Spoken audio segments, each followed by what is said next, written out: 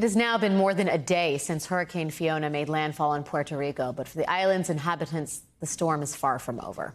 Tonight, more than 1 million people remain without power, and about 2/3 of the island lacks access to running water after the slow-moving hurricane dumped more than 30 inches of rain on the island this weekend.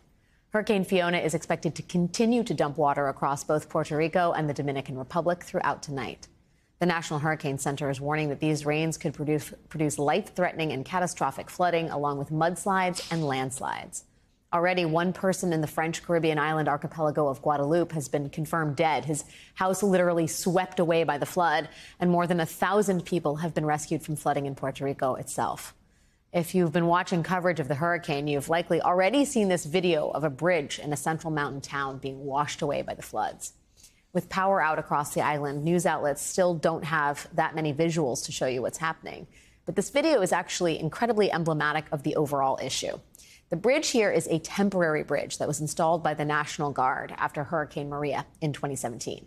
It was meant to be temporary. It was meant to be replaced by a permanent bridge that could withstand this sort of thing. But 5 years later, that still hadn't happened. Efforts to rebuild and fortify the island's infrastructure have been plagued by corruption, mismanagement, political red tape, more storms, and a series of earthquakes. It took 11 months after Hurricane Maria for all the power to be restored on the island. 11 months. You may remember that the first company Puerto Rico hired to fix the grid after Maria was insanely underqualified for the task. They had a total of 2 full-time employees, but somehow they got a no-bid contract to repair the entire island's power lines. That contract was canceled.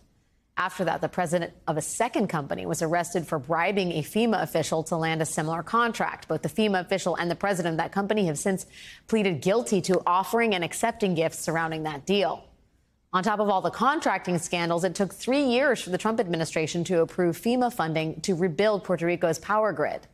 And a lot of that money has still not been spent. As of last month, the island's government had only spent about $5.3 billion of the $28 billion that FEMA had allocated for post-Maria recovery. Last year, after declaring bankruptcy, the government-run power company privatized and effectively leased its infrastructure to a private company on a 15-year contract. That company was supposed to help repair and fortify the power system, but residents say outages are still frequent, if not actually worse than before. And large protests against the company, those have become a regular occurrence. Just last month, Puerto Rico's governor, whose own administration was behind the privatization, he denounced the company. So as dangerous as it is that Puerto Rico tonight is without power and clean water, it is unfortunately not unexpected. The governor says he expects restoration will take days, not months, like Hurricane Maria.